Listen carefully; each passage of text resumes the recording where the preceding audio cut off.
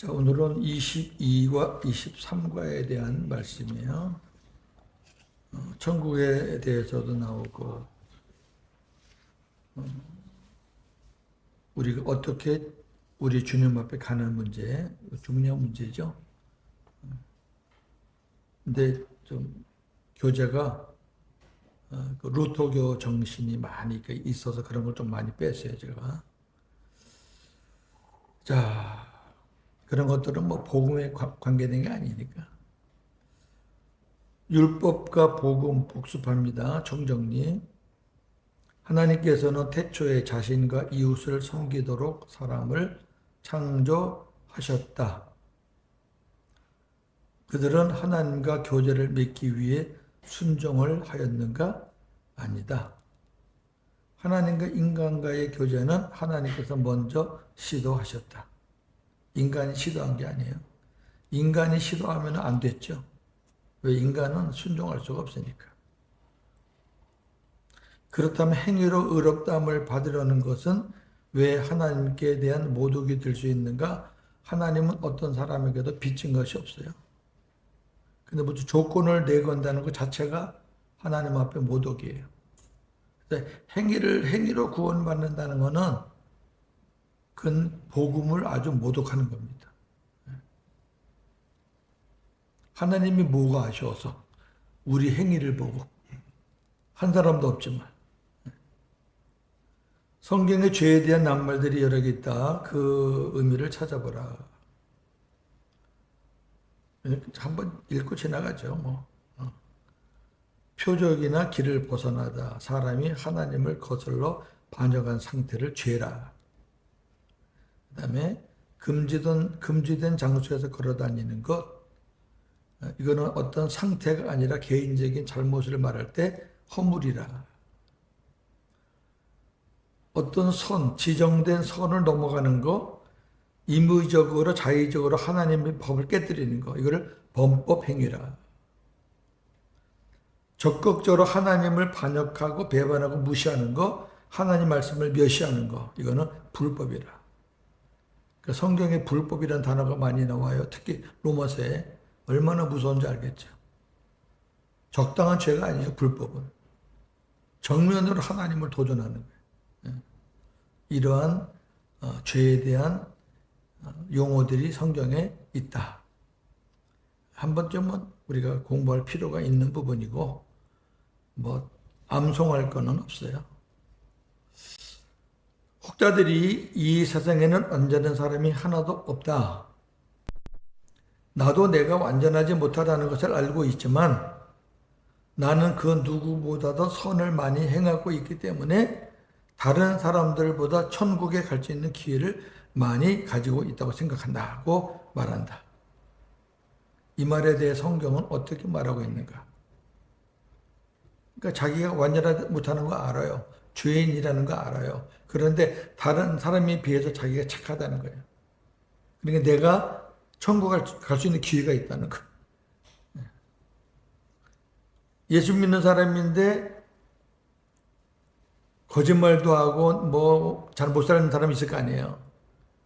그 예수 안 믿는 사람이 그러는 거예요. 빈정대면서. 너 교회 다니면서 그렇게 잘못을 저질러? 나는 너만큼 그렇게 잘못 살지 않아. 네가 천국 가면 난 더 일찍 가지. 그런 인간들이 있어요. 빈정대는 거죠. 자, 야고보서 2장 10절입니다. 누구든지 온 율법을 지키다가 그 하나를 범하면 모든 범한 자가 되나니. 아멘. 율법에서는 하나를 안 지키든 천을 안 지키든 똑같아요. 다 안 지킨 거예요. 근데 뭘 떠들어요, 떠들게. 로마서 3장 19절 20절. 우리가 알거니와 무릇 율법이 말하는 바는 율법 아래에 있는 자들에게 말하는 것이니 이는 모든 입을 막고 온 세상으로 하나님의 심판 아래에 있게 하려 함이라. 율법 아래에 있는 사람은 다 심판이에요. 그 다음에 그러므로 율법의 행위로 그의 앞에 의롭다 하심을 얻을 육체가 없나니 율법으로는 죄를 깨달음이니라. 아멘. 율법은 의로워지려고 준 게 아니라 니네 죄가 이렇게 많어 그걸 깨달으라고 준 거라니까. 그런데 무슨 율법으로 행위로 구원을 받으려고 그래요. 야, 이게 말도 안 되는 짓을 해요, 사람들이. 로마서 6장 23절. 죄의 삭은 사망이요 하나님의 은사는 그리스도 예수 우리 주 안에 있는 영생입니다. 아멘.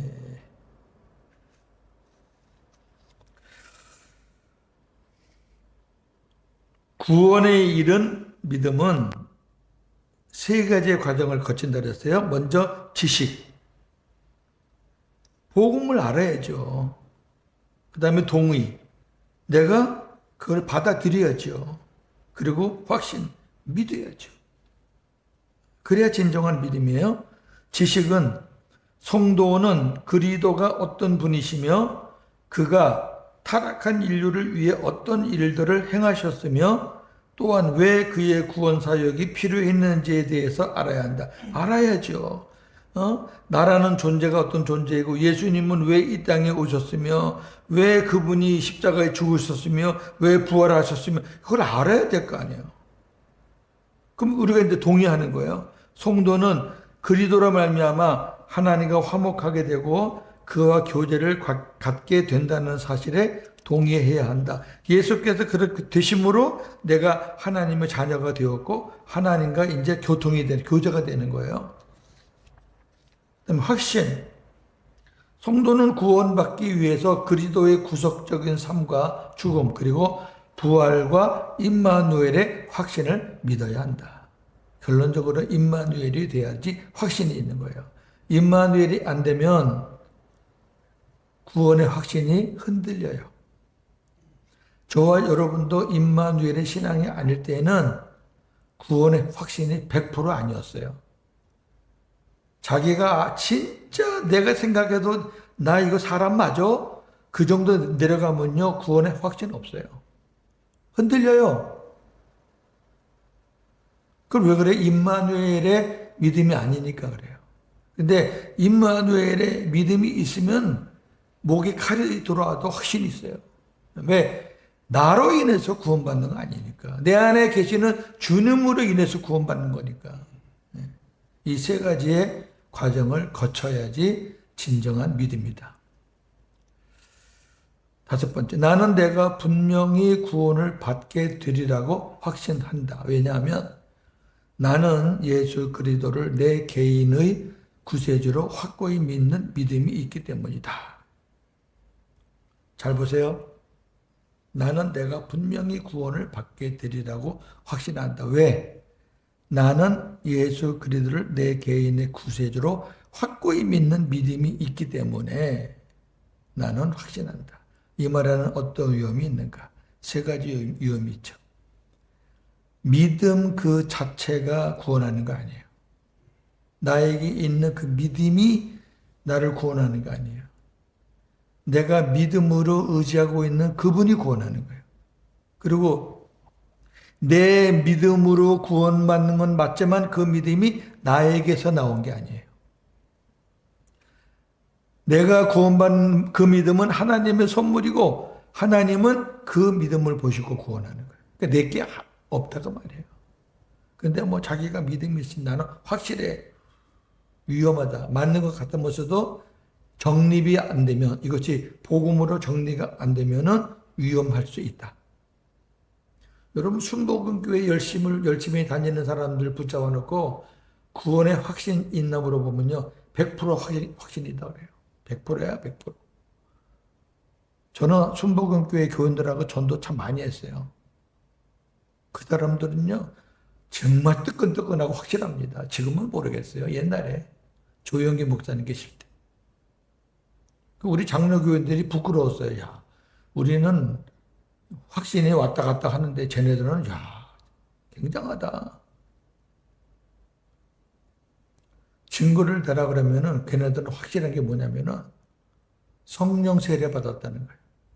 그 성령 세례가 뭔데? 방언. 천국의 말을 하니까 자기들 구원 받았다는 거예요. 방언이 천국의 말입니까? 은사인데 은사. 이제 고린도전서 12장 할 때 제가 자세하게 말씀을 드리겠지만, 네.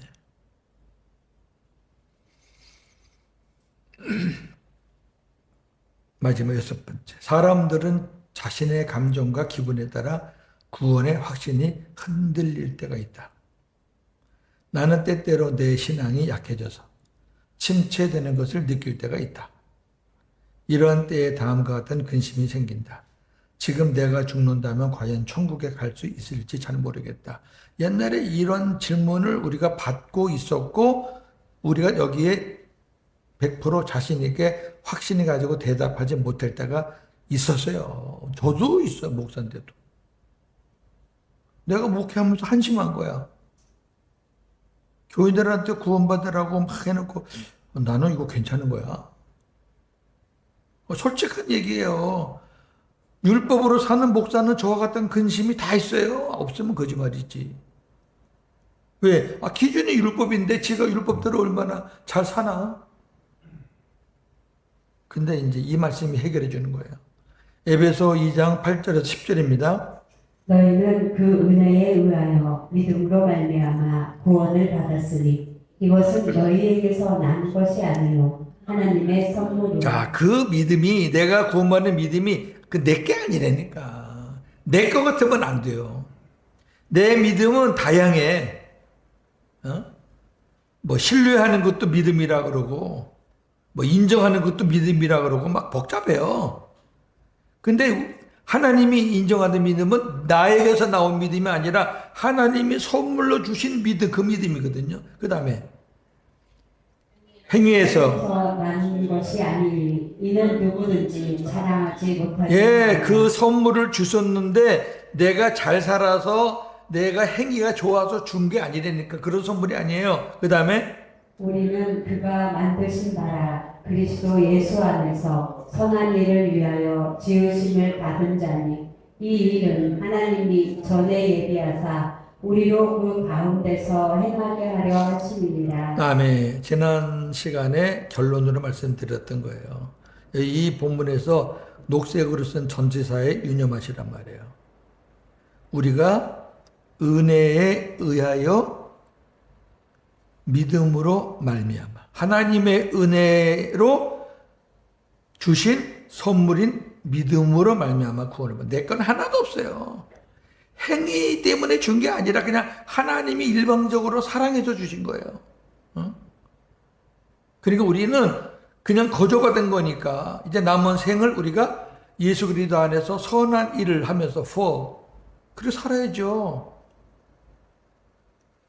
후화가 없으면 욕심쟁이고 아주 못된 교인이죠. 아니 받은 건 이게 산더미 같은데 주님을 위해서 선한 일을 안 해? 자기 멋대로 자기 혼자만 위해서 이기적으로 살아? 그럼 그 사람이 받은 은혜와 그렇지 않은 사람들이 받은 은혜가 다른가? 한번 깊이 고민해 봐야 될 문제라. 지난 시간에 공부했던 말씀이었어요. 자, 오늘 두 가지인데 뭐 어렵지 않고 여러분들 설교 때 많이 들었던 거고 또 내용도 뭐 그렇게 길게 갈 것도 아니니까 자, 1시간 안에 끝날 수 있으리라고 생각이 돼요. 자, 22과 제목은 마지막 날이 이를 때. 자, 그림 먼저 볼까요?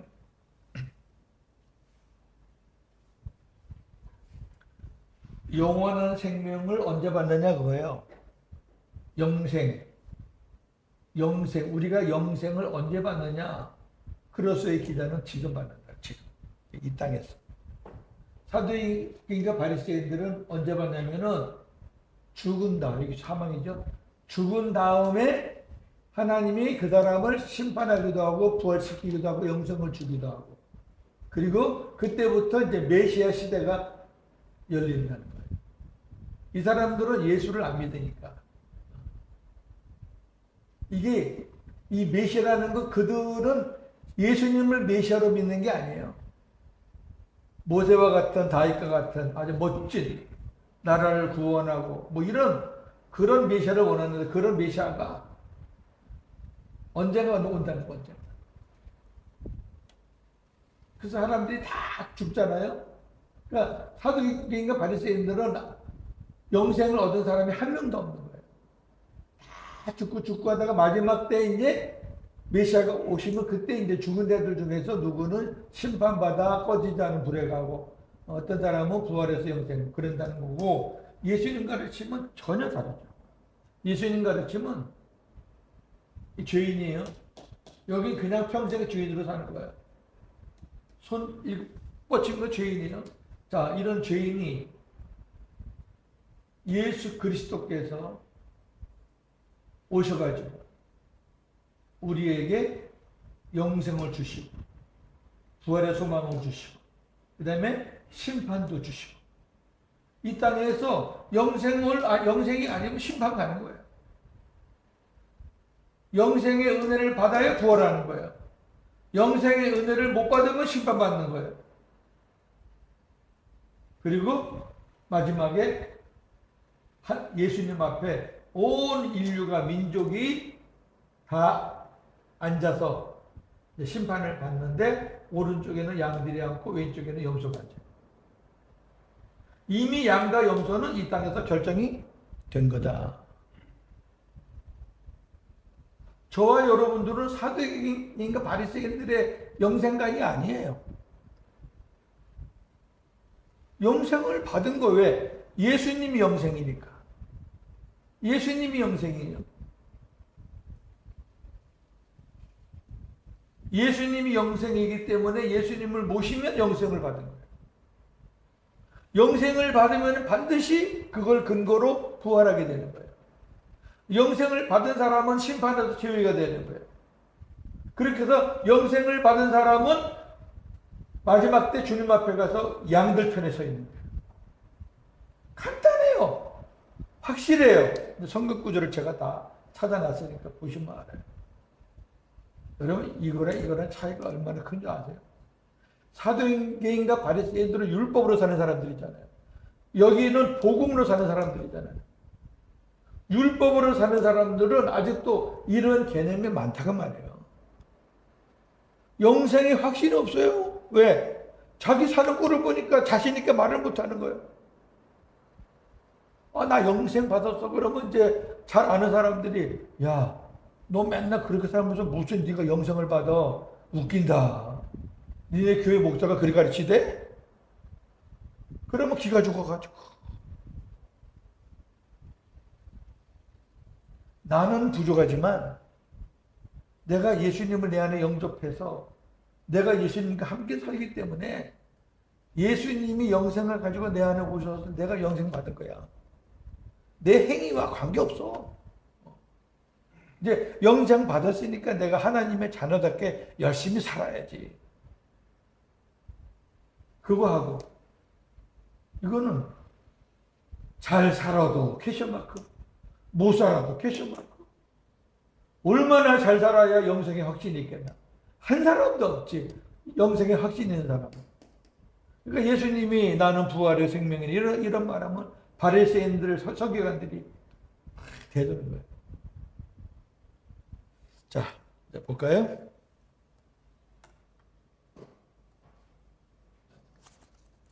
영원한 생명 지금 한 번 죽는 것은 사람에게 정하신 것이요 그 후에는 심판이 있으리니 히브리서 9장 27절. 죽음은 누구에게나 공평하게 찾아오는 것이다. 반드시 찾아와. 정하신 거니까. 안 죽는 사람은 없어요. 나사로 살았지만 또 죽었잖아요. 예수님은 죽었다가 살아났으니까 예수님도 일단 죽음을 경험한 사람이에요. 그러니까 죽지 않은 사람 하나도 없어요. 그럼 목사님 엘리야 안 죽었잖아요. 또 누가 있죠? 에녹 안 죽었잖아요.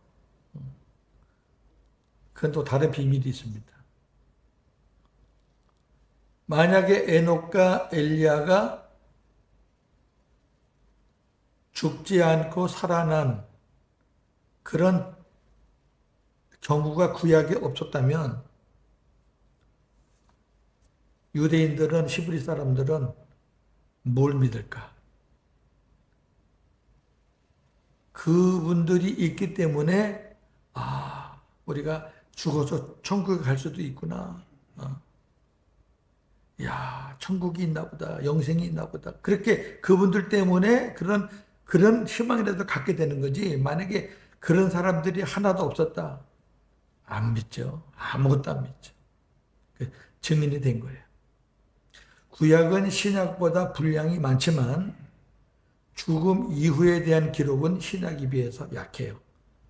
딱 부러지게 많은 게 없어요. 주로 음부, 스월.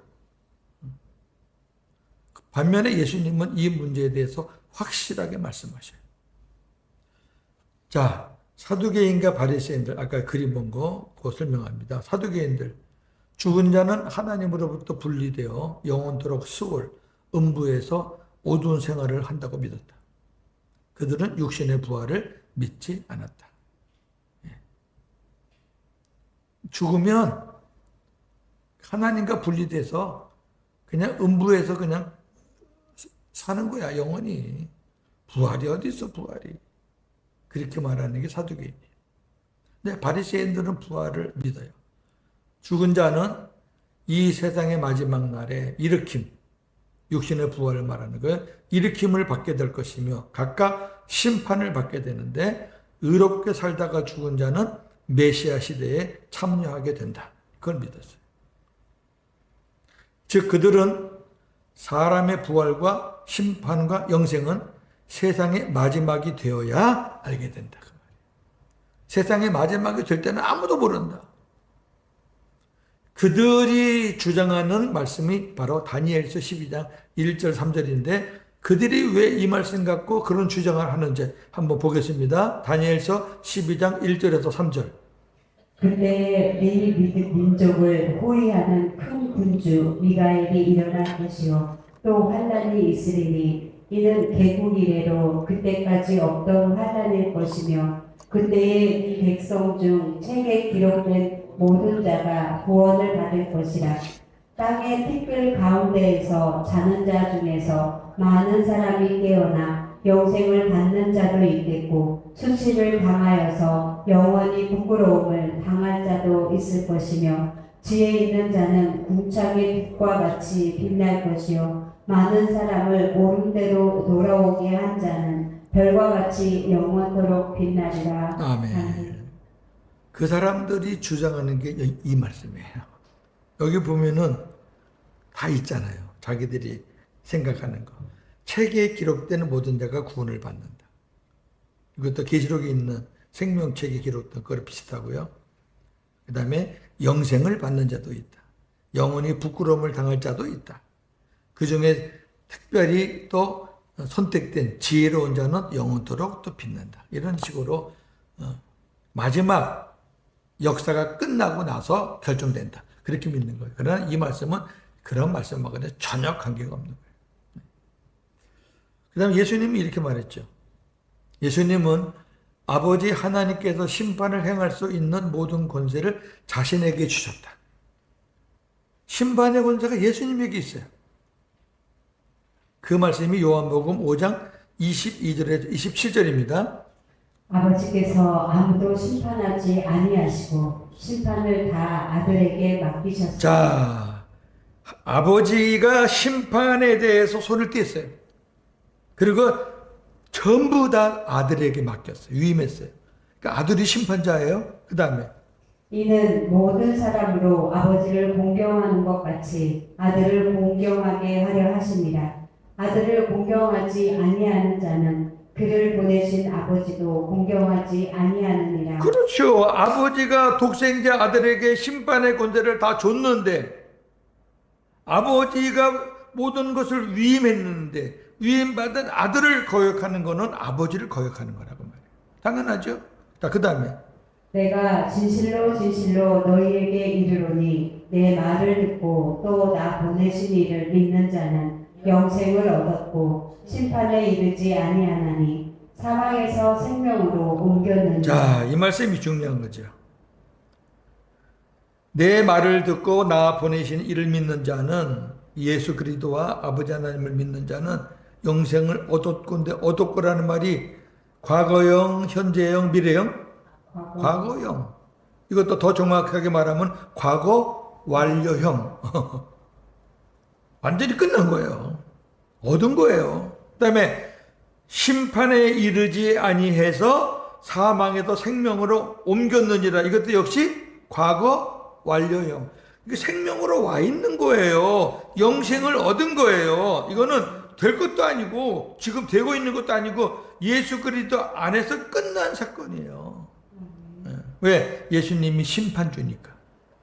그 다음에 진실로 진실로 너희에게 이르노니 죽은 자들이 하나님의 아들의 음성을 들을 때가 오나니 곧 이때라. 듣는 자는 살아납니다. 자, 이 말씀을 해석을 참 잘못한 사람들이 많아요. 죽은 자들이 하나님의 아들의 음성을 들을 때가 온다 그러면은 다 마지막 때를 생각해요. 아니잖아요. 마지막 때가 아니라 곧 언제라? 이때라. 내 말을 듣는 자는 영생을 얻는 거야. 살아나는 거야.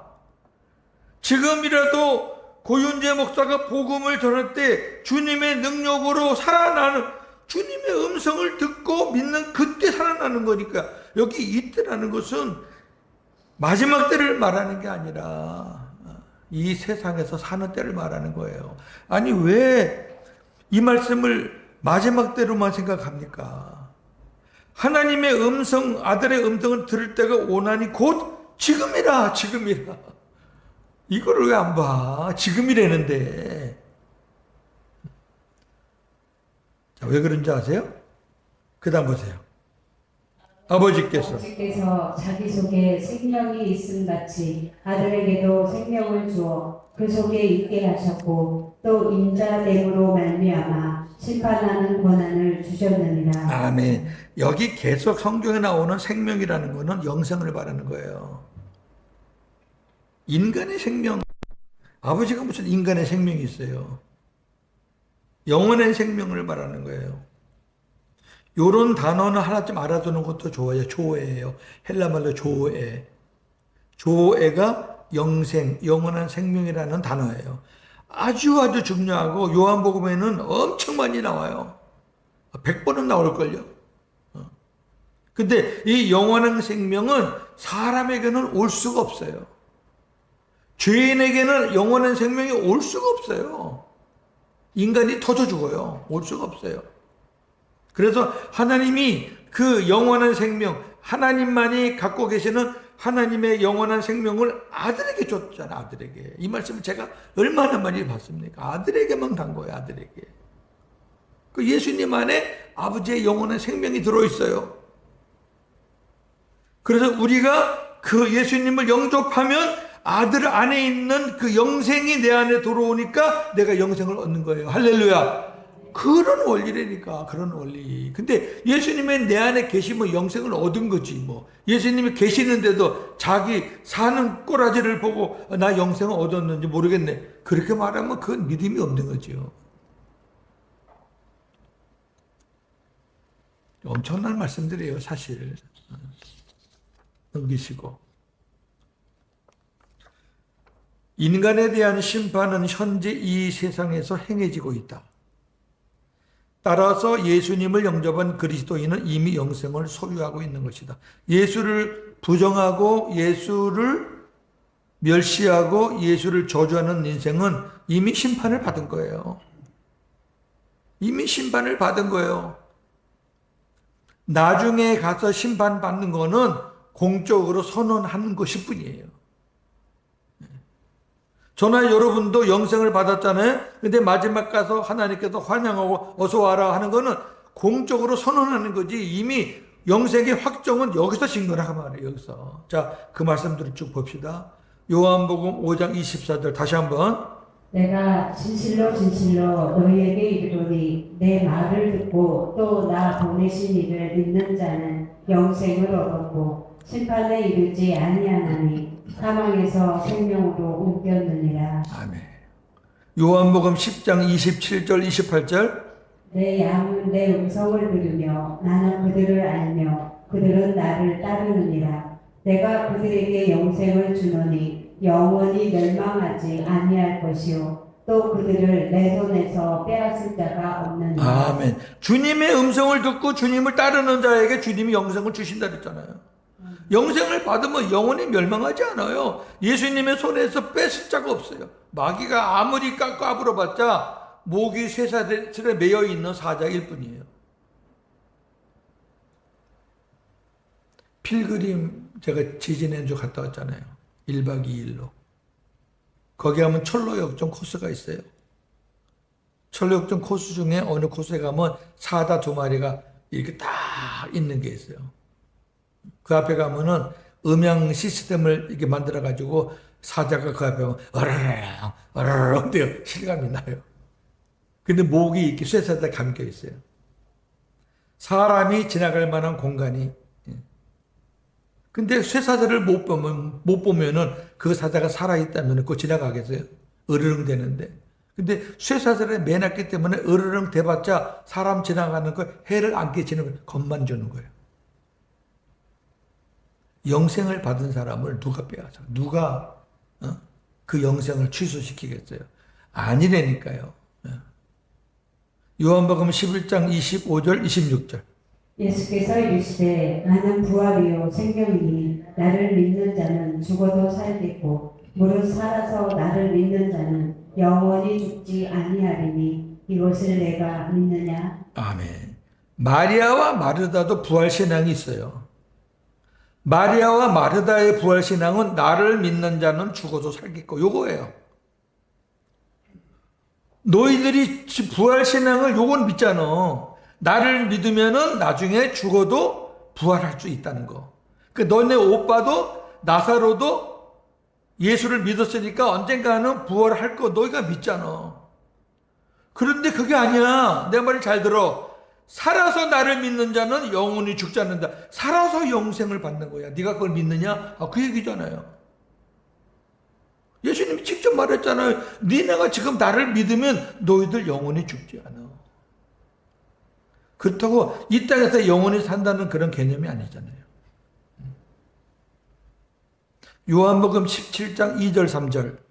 아버지께서 아들에게 주신 모든 사람에게 영생을 주게 하시려고 만민을 다스리는 권세를 아들에게 주셨음이로소이다. 영생은 곧 유일하신 참 하나님과 그가 보내신 자 예수 그리스도를 아는 것이니이다. 아멘. 왜 이렇게 하나님과 예수님을 같이 알고 믿어야 되냐면 예수님이 하시는 모든 일이 아버지가 하신 일이기 때문이에요. 그게 아버지의 일이에요. 예수님은 예수님 자신의 일을 하러 오신 게 아니라 아버지의 일을 하러 오셨거든. 그러니까 저나 여러분이 저도 고백을 많이 했지만 복음을 알기 전에는 사복음서 중에서 설교할 때 전부 다 예수님이 100% 예수님이 아버지가 했다는 건 한 번도 안 나왔는데 이제 복음을 깨닫고 나니까 전부 다 아버지 거네.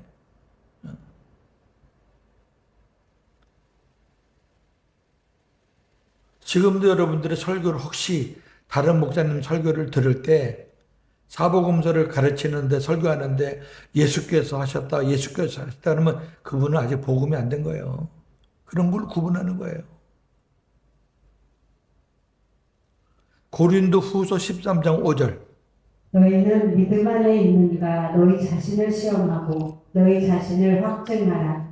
예수 그리스도께서 너희 안에 계신 줄을 너희가 스스로 알지 못하느냐. 그렇지 않으면 너희는 버림받은 자니라. 아멘.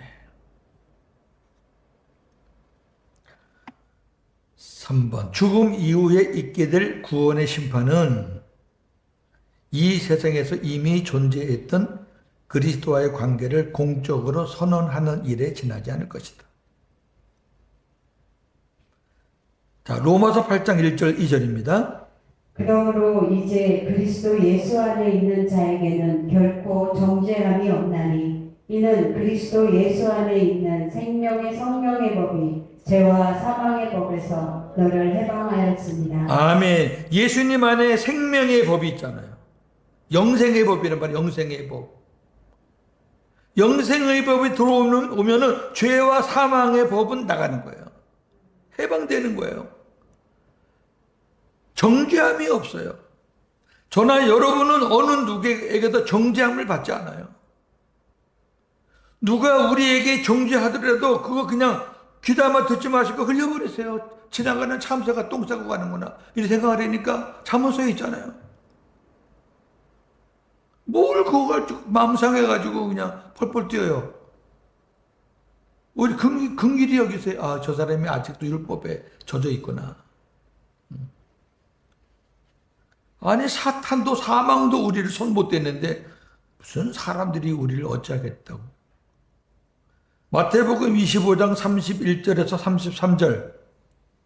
인자가 자기 영광으로 모든 천사와 함께 올 때에 자기 영광의 보좌에 앉으리니 모든 민족을 그 앞에 모으고 각각 구분하기를 목자가 양과 염소를 구분하는 것 같이 하여 양은 그 오른편에 염소는 왼편에 두리라. 아멘. 마지막 때가 되면 무슨 과정이 없어요. 그냥 양, 염소 딱 구분을 하면 끝이에요. 그 과정은 이 땅에서도 하는 거예요. 이 땅에서. 양 편에 앉을 사람도 다 이 땅에서 만들어지는 거고, 염소 편에 앉을 사람도 다 이 땅에서 만들어지는 거예요. 양과 염소는 이건 구원에 가는 거지 상급에 가는 거는 아니에요. 그냥 이 땅에서 이루어진 거 마지막 때 선포하는 거예요. 양들아 이리 와라 환영한다. 염소들아 이리 와라 지옥에 가라. 끝나는 거예요. 거기서 무슨 뭐 항의를 해요. 뭐 이유가 있어요. 계시록 20장 15절. 누구든지 생명책에 기록되지 못한 자는 불못에 던져지고. 아, 생명책에 기록되지 못하면 가는 거지 뭐. 이 생명책이 뭐예요? 영원한 생명을 가진 자들이 기록된 책이란 말이에요. 이 생명도 조회란 말이에요. 영원한 생명, 영원한 생명을 가진 자들. 그런 사람들만 기록한 책이 생명책이에요. 근데 이 생명책은 단수고 다른 책들은 복수예요. 구원받은 사람은 적고 구원받지 못한 사람이 훨씬 많다는 거예요. 계시록 21장 27절.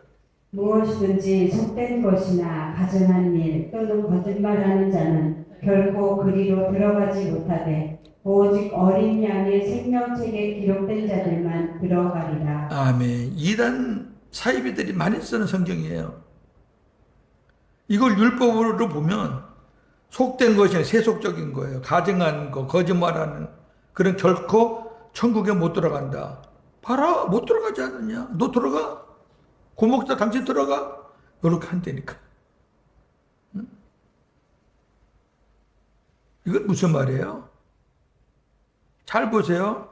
속된 것을 안 해. 가정의 일도 안 해. 거짓말도 안 해.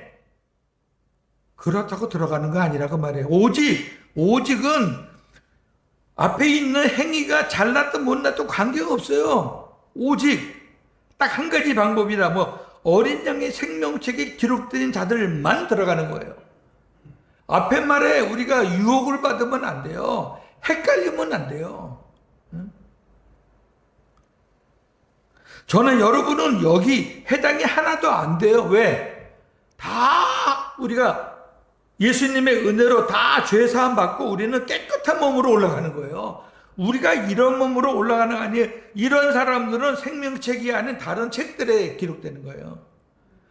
속지 말란 말이에요. 이런 말에 속으면 안 돼요. 이 복음이 확실하지 못하니까 이런 말이 계시록에 꽤 많거든요. 속지 말란 말, 속지 말란 말이에요.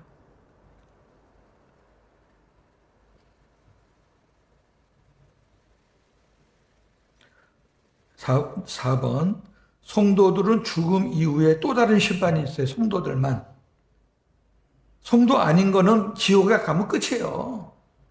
또 다른 심판이 뭐가 있겠어요? 그냥 지옥불에 불못에 떨어지면 끝나는 거지. 근데 우리 성도들은 양과 염소 그 과정을 통과하면 또 다른 심판이 기다려요. 이건 상급에 관한 심판이에요. 고린도후서 5장 8절에서 10절입니다. 우리가 반대하여 원하는 바는 차라리 몸을 떠나 주와 함께 있는 그것이라. 그런즉 우리는 몸으로 있든지 떠나든지 주를 기쁘시게 하는 자가 되기를. 자, 잠깐만 스톱해 봅시다. 우리라는 거는 불신자예요, 교인이에요? 바울이 말하니까 우리는 고린도 교회 교인들을 말하는 거지 성도들을 말하는 거예요. 그 다음에 이는 우리가 다 반드시 그리스도의 심판대 앞에 나타나게 되어 각각 선악간에 그 몸으로 행한 것을 따라 받으려 합니다. 아멘. 이런데도 상급이 없어요?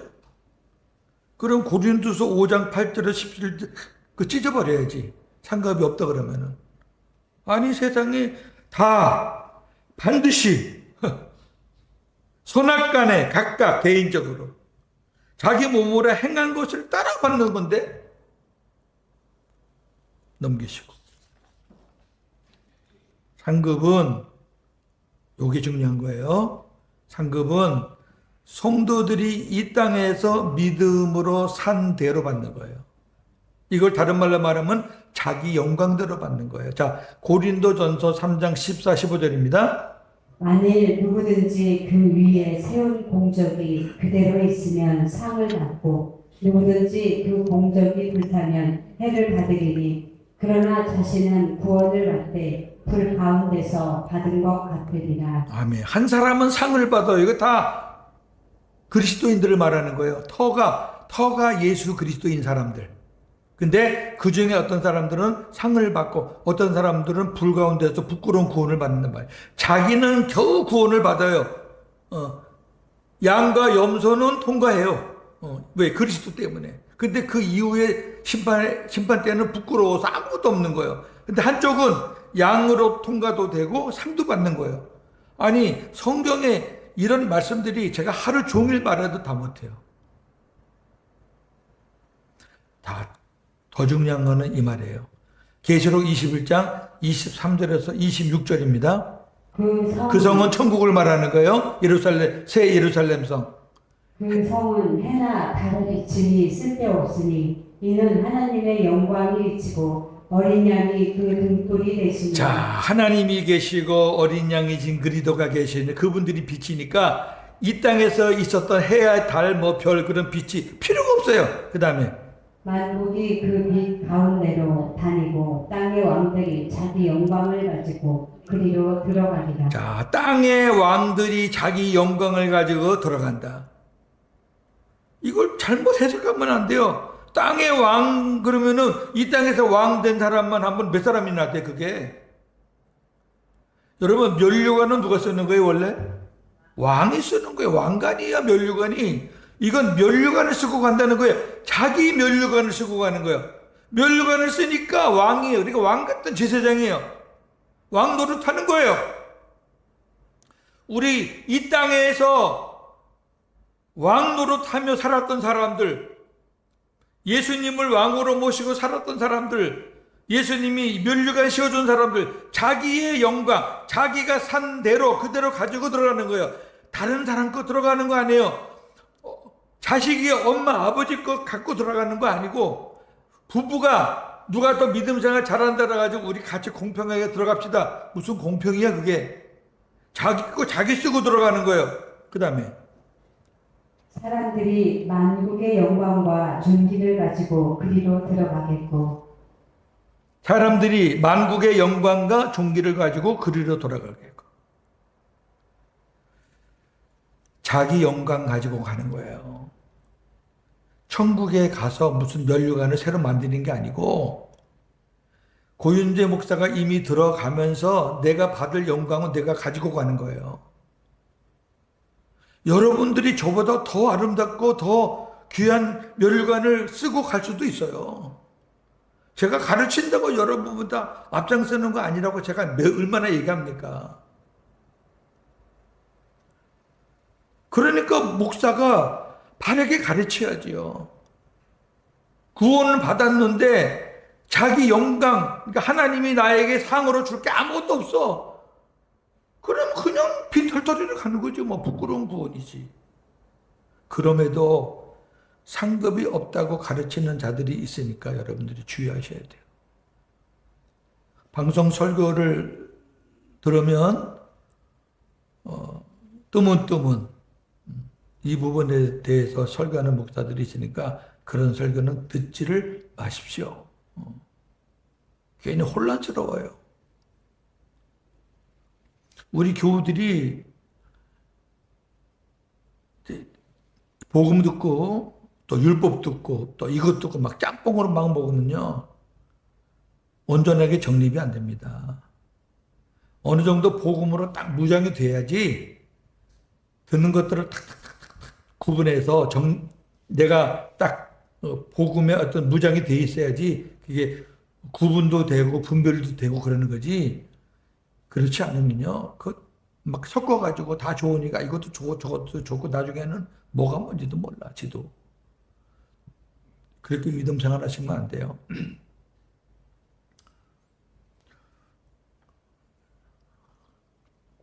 제가 한두 번 말했지만 제 설교 지금 조회수가 상당히 많이 이렇게 올라가는데 그보다 놀라운 거는 이 크로스웨이 성경 연구 조회수가 지금 300이 넘어가요. 나는 희한해요. 제가 봐도.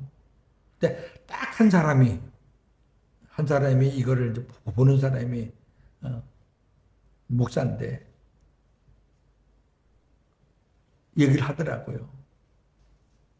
야, 옛날에 했던 건데 나는 그냥 다시 한번 요즘에 없어서 안 하니까 옛날에 율법으로 좀 했다면 이제 복음으로 좀 했는데 야, 사람들이 의외로 많이 보네.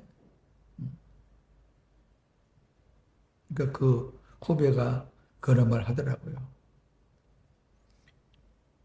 요즘에 안 하니까 목사님 강의가 새롭게 들린다고.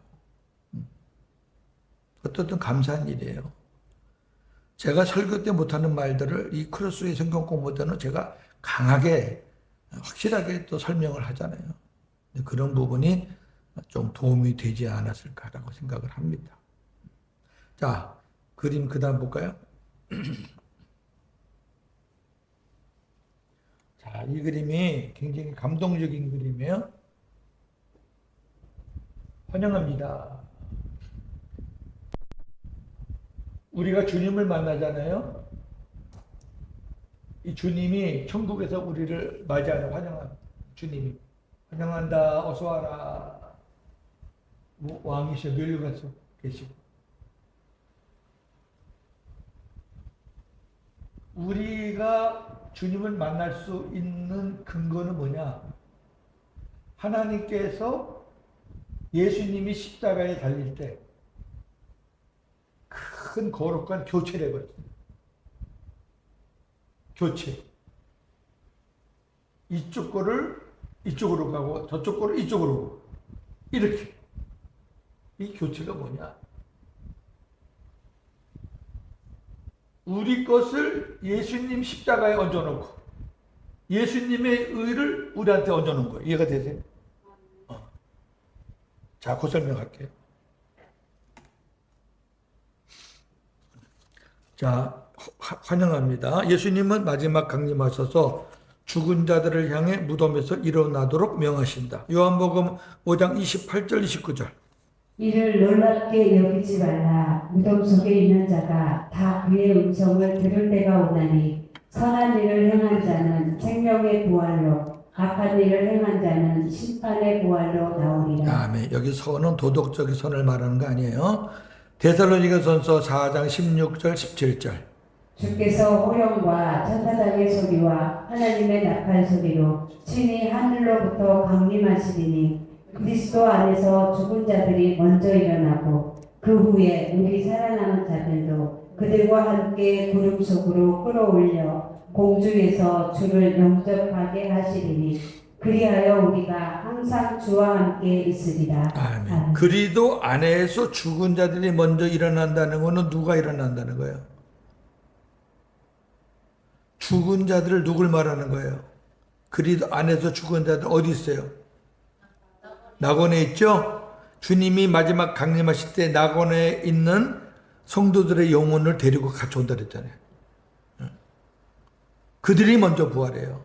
그리고 예수님 강림하셨을 때 살아있는 자들이 그 다음으로 부활해요. 이 부분은 제가 여러 번 설교를 했기 때문에 나중에 좀 더 기회 되면 자세하게 한 번 더 하고요. 자, 오늘 초점은 요거예요. 마태복음 25장 31절 46절에 양과 염소의 비유를 통해서 우리가 배울 게 많아요.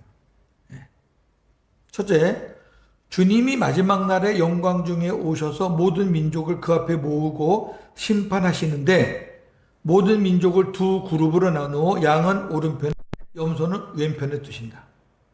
자기네가 오른편 왼편 가는 거 아니에요. 하나님이 천사를 통해서 딱 갈려놔요. 주님은 양들을 향해서 이렇게 말해요. 내 아버지께 복받을 자들이여 나오라. 환영하시고 그들이 주님의 이름으로 주님의 마음으로 이웃을 섬긴 것을 칭찬해요.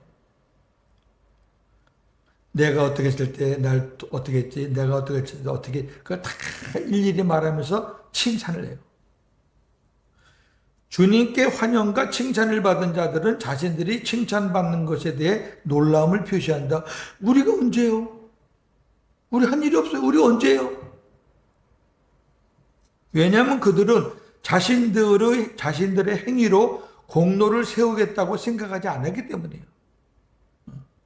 그냥 한 거예요. 그냥 주님 마음으로 한 거지 뭐. 요것이 공로가 돼가지고 내가 구원받 그런 마음을 한 게 아니에요.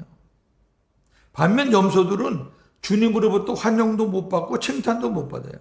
왜냐하면 그들은 구원받을 믿음이 없으니까 구원받지 못하고 환영받지 못하고, 이 환영은 구원받을 사람이 환영받는 건데, 또한 믿음의 행위가 없으니까 칭찬도 받을 수 없죠. 그들은 일생을 자기 자신을 위한 삶을 살았을 뿐이에요. 아무것도 없어요. 이게 마태복음 25장 사건이에요. 넘기시고. 하나님의 큰 교체. 고린도 후서 5장 21절이 그 말씀입니다. 시작. 하나님이 죄를 알지도 못하신 이를 우리를 대신하여 죄로 삼으신 것은 우리로 하여금 그 안에서 하나님의 의가 되게 하려 하십니다. 아멘. 보세요. 우리를 대신해서 예수님을 죄인으로 만들었어요. 죄를 알지도 못한 분이신데 우리를 죄 대신해서 예수님을 죄로 만들었어. 우리가 죄인인데 우리는 예수님 안에서 하나님의 의인으로 만들었어. 이게 교체예요.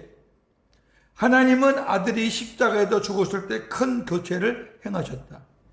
하나님은 우리의 모든 죄를 그의 독생자에게 지우시는 대신 우리에게는 하나님의 의와 하나님 안에서 살 수 있도록 모든 것을 주셨다. 엄청난 교체죠. 환영합니다와 행위들 간의 관계. 하나님은 오직 그리스도 안에 있는 그의 은혜에 근거하여 우리를 영접하시고 환영하신다. 즉 우리 안에 계신 그리스도로 인해 영접하시는 것이다. 어차피 저나 여러분은 죄와 허물을 갖고는 천국에 못 가는 거예요. 이미 다 그는 사함 받은 거예요. 네. 과거, 현재, 미래 죄를 다 정결하게 깨끗함을 받고 올라가는 거예요. 그러면 하나님이 우리를 보신단 말이에요. 주님이 우리를 보신단 말이에요. 우리가 올라갈 때 뭘 보냐? 우리 안에 계신 그리스도가 있느냐 없느냐 그걸 보고 영접하는 거예요.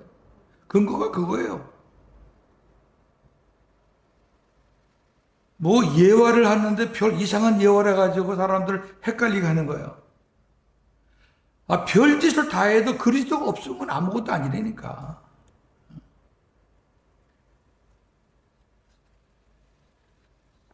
근데 예수님이 목회자가 올라올 때 벌떡 일어났다잖아요. 목회자 안에 그리스도가 없어요. 목회자 안에 그리스도가 없다니까, 여러분.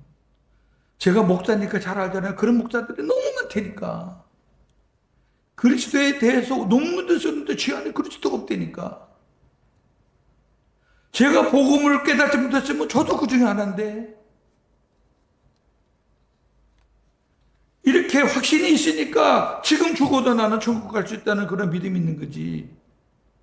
그렇지 않으면 저나 여러분이나 헤매는 거예요. 근데 통과는 되는데 하나님 우리 행위에 근거해서 우리를 칭찬하는 거예요. 상급은 행위예요. 구원은 믿음이고 상급은 행위라고요. 우리가 구원받은 것은 행위에 의해서, 바의 행위가 아니라 행위를 위해서, for 행위예요. 그러므로 행위는 구원의 근거가 아니라 구원의 결과이고 열매예요. 이 같이 가는 거예요. 난 구원받았으면 됐지 뭐. 아니에요.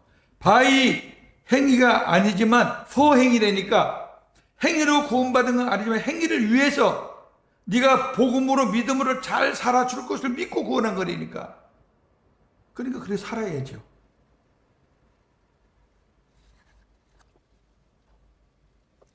자, 좀 이상한 그림 하나 봅시다. 천국의 모습인데 사도 요한이 본 천국의 모습이에요.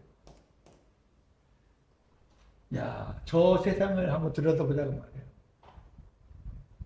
제가 와가지고 이 그림에 관한 설명은 지금 처음 하는 것 같은데 요한계시록도 이제 언젠가 할 겁니다. 여기 심장의 고동이 마지막으로 울리고 난 직후에 아주 멋지게 썼죠? 죽은 다음에 뭘 시적으로 썼네. 천사들과 천사장들 함께. 자, 하나님 보답니다. 하나님 모습은 없어요. 그냥 큰 왕관이 있고 보좌가 있고 하나님이라는 표시가 있어요. 하나님 바로 앞에 어린 양이 있죠, 어린 양. 어린 양, 예수님.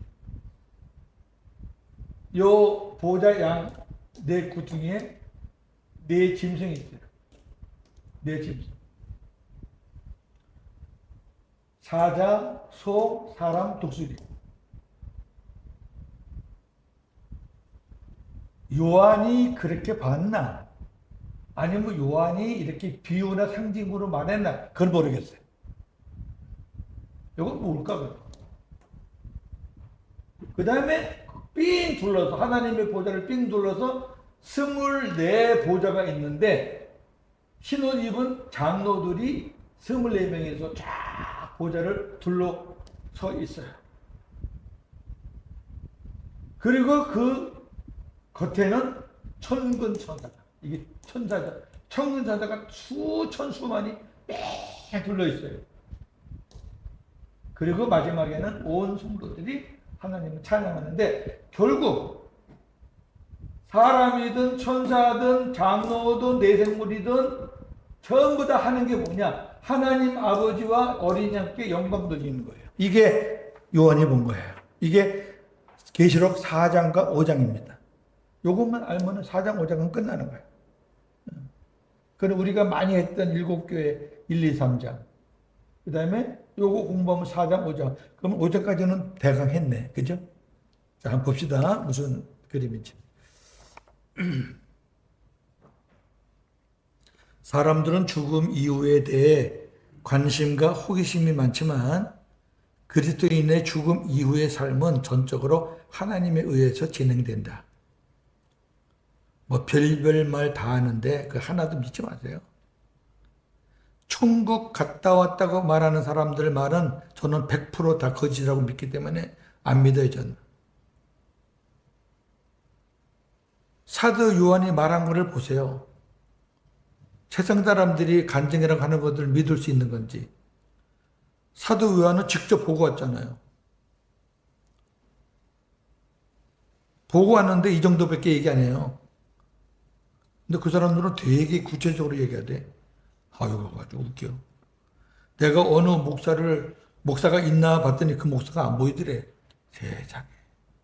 그런 식으로 아주 목사를 묵사발 만들어 놓는 거예요. 바울은 그리스도인의 죽음에 대해서 이렇게 말하고 있습니다. 데살로니가 전서 4장 13절에서 18절. 형제들아, 자는 자들에 관하여는 너희가 알지 못함을 우리가 원하지 아니하노니 이는 소망 없는 다른 이와 같이 슬퍼하지 않게 하려 합니다. 자, 여기서 하나 수도할 거는 죽은 자들에게 뭐라 그래요? 죽은 자들을 뭐라 그래요? 자는 자. 잔다 그러잖아요, 잔다. 이게 죽은 자 말하는 거예요. 무슨 죽은 자가 소망 없어. 잔다 그러잖아요. 죽은 자를, 그리스도 안에서 죽은 자를 죽었다고 말 안 하고 잔다 그러잖아요, 잔다. 그러니까 자기 때문에 소망 없는 자들이 아니에요. 소망이 있는 자. 왜? 깰 거니까. 그 말이고요. 그 다음에 우리가 예수께서 죽으셨다가 다시 살아나심을 믿을진데 이와 같이 예수 안에서 자는 자들도 하나님이 그와 함께 데리고 오시리라. 아멘. 예수 안에서 자는 자들이 어디서 지금 자고 있다고요? 낙원에서 셋째 하늘 낙원에서. 근데 누가 그 영혼을 데려가요? 하나님이. 그는 누구예요? 그는 하나님. 아유, 그와 함께 데려온다. 그는 누구예요? 예수. 예수 그리스도예요. 하나님이 예수 그리스도와 낙원에서 잠자는 자들 같이 데려온다. 이야, 이게 엄청난 거라니까. 이것도 예수님이 리더가 아니라 하나님이 리더예요. 그 다음에 우리가 주의 말씀으로 너희에게 이것을 말하노니 주께서 강림하실 때까지 우리 살아남아 있는 자도 자는 자보다 결코 앞서지 못하리라. 주께서 호령과 천사장의 소리와 하나님의 나팔 소리로 친히 하늘로부터 강림하시리니 그리스도 안에서 죽은 자들이 먼저 일어나고 그 후에 우리 살아남은 자들도 그와 함께 구름 속으로 끌어올려 공중에서 주를 영접하게 하시리니 그리하여 우리가 항상 주와 함께 있으리라. 그러므로 이러한 말로 서로 위로하라. 아멘. 우리 살아남아 있는 자도 자는 자보다 결코 앞서지 못한다. 자는 자들 중에서 예수님과 함께 내려온 사람들은 첫째 부활할 사람들이에요. 적당히 산 사람들이 아니에요. 그 사람들은 그 예수님 강림 때 살아있는 사람들보다 훨씬 더 앞선 사람들이 결단코 앞서지 못한다. 제가 첫째 부활과 천령 왕국을 참 여러 번 강의를 했는데 그때 자세하게 말씀을 드린 거예요. 자, 오늘은 여기서 또 시간 뺏기면 안 되니까. 자, 봅시다. 그리스도인의 죽음은 주님이 마지막 때 오셔서 부활의 은혜를 주실 때까지 자고 있는 겁니다. 자고 있는 거예요. 그래서 잔다고 말했어요. 넘기시고. 부활한 우리는 천국에서 주님과 함께 영원히 살게 된다. 빌립보 1장 23절. 내가 그 둘 사이에 끼었으니 차라리 세상을 떠나서 그리스도와 함께 있는 것이 훨씬 더 좋은 일이다. 아멘. 그 둘 사이에 끼었다는 얘기는 사도 바울은 매일매일 죽음의 고비예요. 언제 죽을지 몰라. 근데 나는 삶과 죽음 사이에 끼어 있다. 오늘 죽어도 이상한 일이 아니다. 근데 내 개인적인 생각은 나는 세상을 떠나서 그리스도와 함께 있는 것이 훨씬 더 좋다. 적어도 우리가 천국을 믿고 복음으로 산 사람이라면은 이런 고백을 해야 되죠. 이런 고백. 지금 내가 병이 들어가지고 오늘 죽을지 내일 죽을지 몰라. 그때 자녀들한테 이렇게 말하는 거예요. 사랑하는 내 자녀들아, 슬퍼하지 마. 나는 이 땅에서 하나님 은혜로 이만큼 살았고 나는 지금 이 땅보다 훨씬 더 좋은 주님 품에 가는 건데 걱정하지 마. 이렇게 말한다면 얼마나 자식들에게 그거야말로. 계시록 7장 15절에서 17절. 그러므로 그들이 하나님의 보좌 앞에 있고 또 그의 성전에서 밤낮 하나님을 섬기매 보좌에 앉으신 이가 그들 위에 장막을 치시리니 그들이 다시는 줄이지도 아니하며 목마르지도 아니하고 해나 아무 뜨거운 기운에 상하지도 아니하리니 이는 보좌 가운데에 계신 어린 양이 그들의 목자가 되사 생명수샘으로 인도하시고 하나님께서 그들의 눈에서 모든 눈물을 씻어주실 것입니다. 아멘. 천국의 모습이에요. 이렇게 사는 거예요, 주님하고. 천사들을 거느리면서. 하나님의 기업인 천사들, 그 천사들을 교회에다가 구원받은 성도들에게 하나님이 상급으로 주시는 거예요. 그래서 우리가 천국 가면은 천사들을 거느려 우리가. 그게 예정돼 있다 그랬잖아요. 에베소서에. 얼마나 멋있어요. 천국 가는 게 100번 좋지. 그래서 우리는 바렛 예배라고 안 해요. 그런 불교 용어 안 써요. 천국 환송 예배. 먼저 가세요. 좋은 데 가시네. 너무 좋으네. 하나님은 요한에게 천사들과 천사장들과 계시록 4장 5장입니다. 아까 보았던 그림입니다. 하나님 요한에게 성령의 감동을 주셔서 천국을 보여줬어요. 성령의 감동으로 본 거예요. 요한은 세상의 말로는 표현할 수 없기에 상징과 비유로 증언하고 있다. 계시록 4장 1절 2절. 하늘에 열린 문이 있는데 내가 들은 바 처음에 내게 말하던 나팔 소리 같은 그 음성이 이르되 이리로 올라오라. 이후에 마땅히 일어날 일들을 내가 네게 보이리라 하시더라. 내가 곧 성령에 감동되었더니. 아멘. 뭐라고? 성령에 감동되어서 본 거예요. 하나님께서 천국을 보여주신 거예요. 야, 그러니까 사도 바울은 뭐 봤죠? 낙원을 봤죠. 삼층천을 봤죠. 사도 요한은 천국을 봤어요. 기가 막힌 은혜죠. 야, 참 요한. 예수님 어머니를 자기 어머니처럼 마지막까지, 그리고 그 수도 많은 그 죽음을 다 견디면서 하나님의 은혜로 살아남아서 이 계시록의 영광을 보고 그걸 기록해서 많은 성도들에게 소망을 주고, 그래서 요한복음에도 하나님의 사랑하시는 그 제자 이런 말을 듣고 대단한 거예요. 네. 자, 1번. 하나님은 하늘의 광채가 비치는 보좌에 앉아 계신다. 이게 4장 2절이에요. 그 주위에는 24보좌가 있는데 각 보좌에는 흰옷을 입고 금면류관을 쓴 장로가 앉아있다. 이게 3절이에요. 요 아까 말했던 요 24보좌, 여기 장로예요. 그 다음에 보좌 주의 네 어귀에는 신비스러운 하늘의 네 생물이 있는데 이 생물들은 각기 하나님의 속성을 나타내는 다른 모습들을 지니고 있다. 하나님의 속성을 말하는 거예요. 하나님이 어떤 분이다. 네 생물은 사자, 황소, 사람, 독수리인데 사자는 경외, 황소는 힘, 사람은 지혜, 독수리는 역동성. 각 생물은 앞뒤에 눈들이 가득했다. 온 우주를 살피는 거예요. 이 생물이 온 우주를 살펴낸 얘기는 하나님이 이러한 속성으로 이 우주를 다스리신다 그 말이에요. 네. 이 해석이 제일 좋은 거예요. 이상한 해석들 많습니다. 네. 하여튼 이상하게 나가는 거는 좋지 않아요. 24장로들은 끊임없이 하나님을 찬양하고 있다. 8절에서 11절. 24보좌에 앉아있는 장로들은 자신이 쓰고 있는 금멸관을 벗어 보좌에 계신 하나님께 던지고 있다. 자, 그럼 24장로가 누굴까? 그게 문제죠. 어떤 장로가 내가 환장을 보고 천국을 갔다 왔는데 24장로 안에 내가 있더라.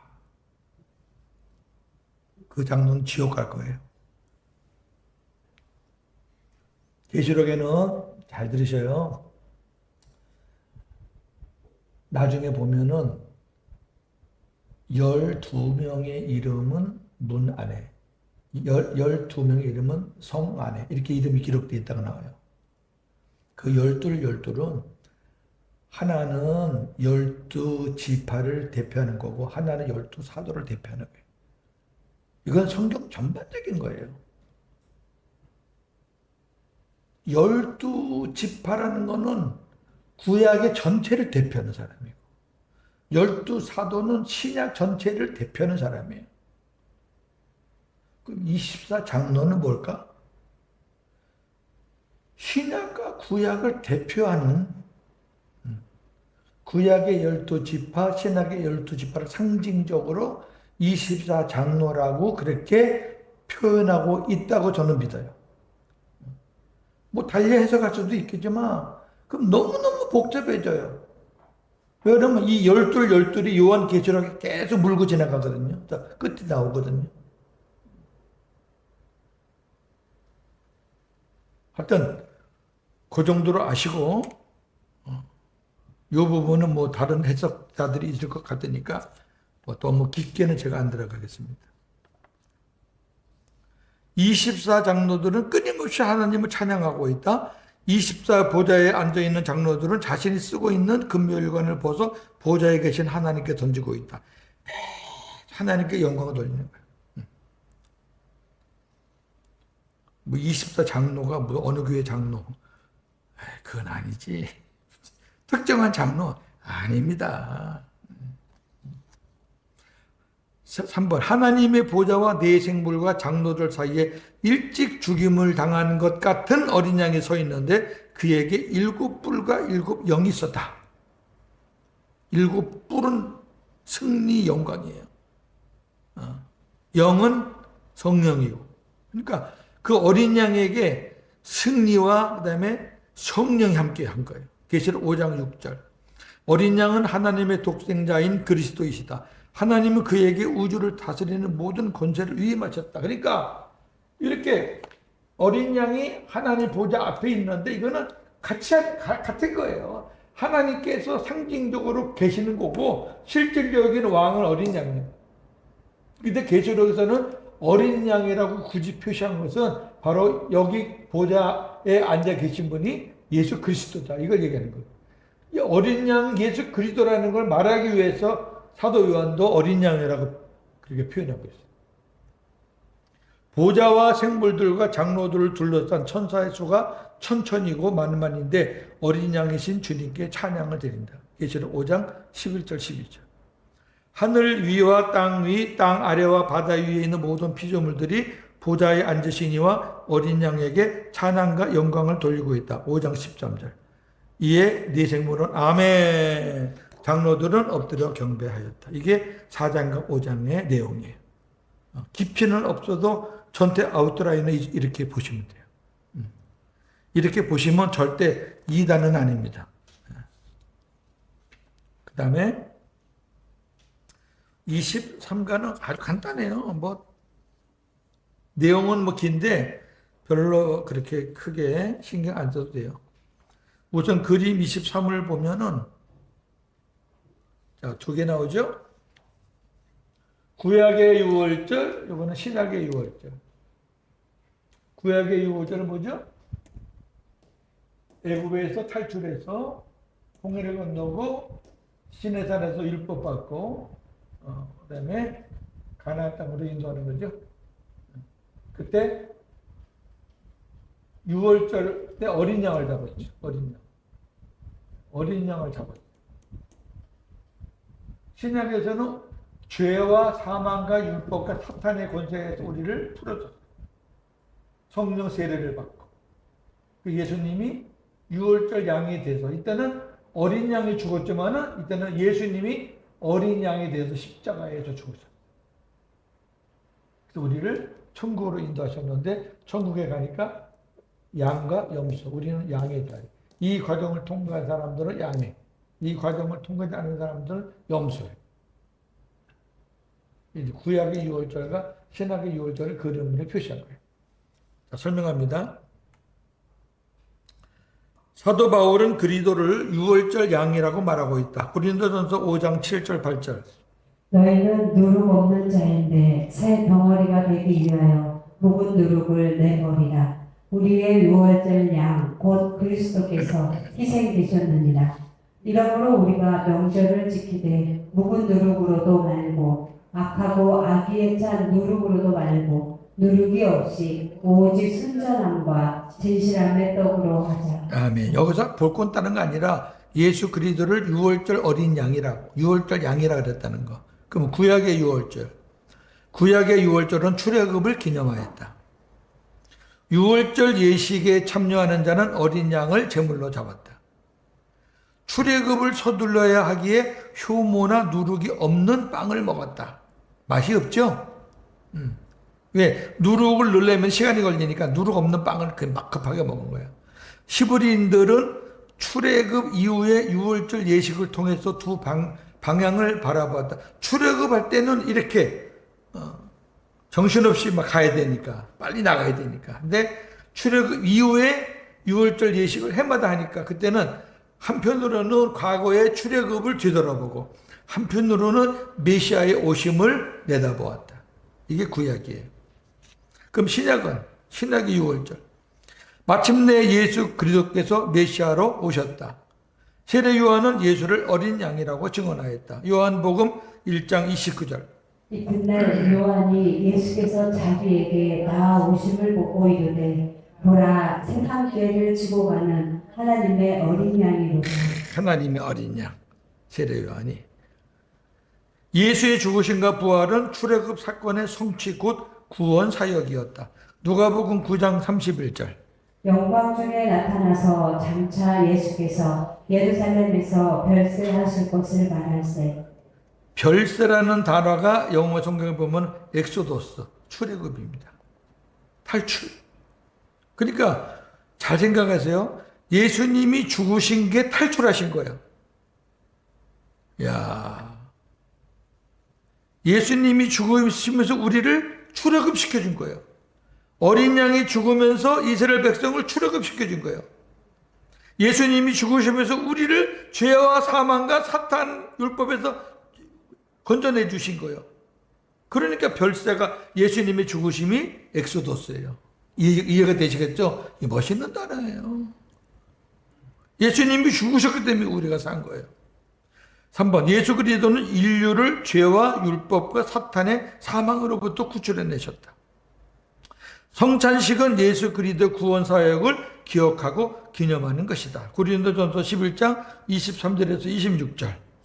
내가 너희에게 전한 것은 주께 받은 것이니 곧 주 예수께서 잡히시던 밤에 떡을 가지사 축사하시고 떼어 이르시되 이것은 너희를 위하는 내 몸이니 이것을 행하여 나를 기념하라 하시고 식후에 또한 그와 같이 잔을 가지시고 이르시되 이 잔은 내 피로 세운 새 언약이니 이것을 행하여 마실 때마다 나를 기념하라 하셨으니 너희가 이 떡을 먹으며 이 잔을 마실 때마다 주의 죽으심을 그가 오실 때까지 전하는 것입니다. 아멘. 예수님의 십자가와 부활을 상징하는 성찬식. 예수님이 오실 때까지 우리는 그것을 기억하고 기념해야 된다. 넘기시고 예수 그리스도께서는 진정한 성찬에 참여하는 자들을 영원한 집으로 영접하실 것이다. 이게 무슨 말이냐? 천국에 가면 우리 진정한 성찬을 하거든요. 그러니까 이 땅에 사는 성찬은 하나의 예행 연습이에요. 그 다음 그림은 별로 볼 필요가 없고요. 이거는 지나갑니다. 자, 마지막 그림. 이게 이제 천국의 성찬이에요. 아, 색깔이 아름답죠? 루터교나 천주교는 굉장히 아름다워요. 유리창도 아주 아름답게 꾸며지요. 성도들이, 천국에 속한 성도들이 이렇게 남자, 여자 손잡고 하나가 되어서 예수님과 함께 거룩한 성찬식을 행하는 거예요. 이 땅에서 행하는 성찬을 여러분 우습게 보지 마시고 무시하면 안 돼요. 고린도전서에 보면 성찬을 무시하다고 죽은 사람도 있어요. 왜 그런가 하니까 우리가 그냥 먹는 그런 의미만 아니라 천국에 가서 우리 주님과 함께 영원한 성찬을 할 것을 미리 이 땅에서 예행 연습을 하는 거예요. 그게 중요한 거예요. 자, 쭉 봅시다. 그림 23-B 우주의 왕 앞에서 나는 너희와 항상 함께 있다. 예수님은 승천하시기 전 그의 제자들에게 영원히 함께 하겠다고 약속하셨다. 마태복음 28장 20절. 내가 너희에게 분부한 모든 것을 가르쳐 지키게 하라. 볼지어다 내가 세상 끝날까지 너희와 항상 함께 있으리라 하시니라. 아멘. 항상 함께 있다는 게 임마누엘이에요. 임마누엘의 약속은 그리스도께서 오순절에 성령과 함께 다시 오셔서 성도들 마음에 들어오심으로 인해서 성취된 거예요. 나와 함께 하시는 주님은 나를 영원한 천국으로 인도하시고 나를 천국으로 인도하시려고 내 안에 오셨으니까 천국에서도 영원히 함께 하실 겁니다. 그 다음에 나와 함께 영원히 먹고 마시자. 예수님께서 공생의 기간 중 사람들과 더불어 함께 식사하신 것은 단지 배고픔과 교제를 위한 것이 아니었다. 첫째는 예수님이 우리와 하나 되어 살 것을 보여주신 것이라. 같이다. 계시록 3장 20절.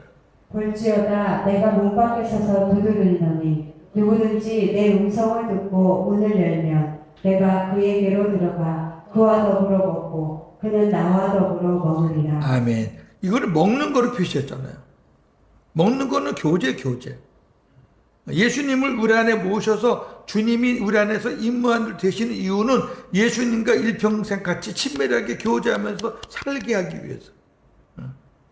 그 다음 둘째는 예수께서 천국에서 베푸실 연회를 미리 보여주신 것이다. 요한계시록 19장 9절. 천사가 내게 말하기를 기록하라 어린 양의 혼인잔치에 청함을 받은 자들은 복이 있도다. 아멘. 이게 어린 양의 혼인잔치예요.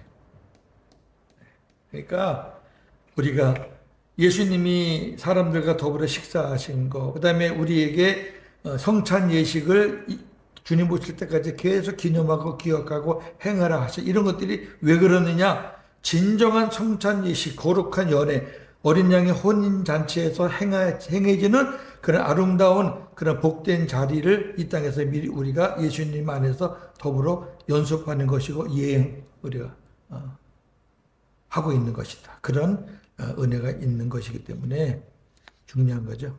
근데 이제 바리새인들은 예수님이 죄인들과 밥 먹는 거, 식사하는 거를 막 그냥 모르니까. 개혁교회의 전통적인 예배 순서가 나와 있는데 별 의미가 없고요. 지금은 많이 변화됐어요. 그러니까 초대교회 때는 이렇게 했다. 죄의 고백을 먼저 하고, 그 다음에 임내, 삼위 하나님 찬양하고 축복과 인사 나누고 말씀, 성경 읽고 신앙 고백하고 기도하고 설교하고 주기도문하고, 그 다음에 예배 때마다 성찬했어요. 예배 때마다 성찬 예식하고, 그 다음에 감사와 축복으로 마치고. 초대교회 때는 이렇게 했는데 지금도 뭐 틀은 비슷해요. 조금 순서가 틀리고 그럴 뿐이지. 자, 오늘 빠르게 23가 진행했습니다. 다음 주는 24가 예습해 오시면 됩니다. 할렐루야!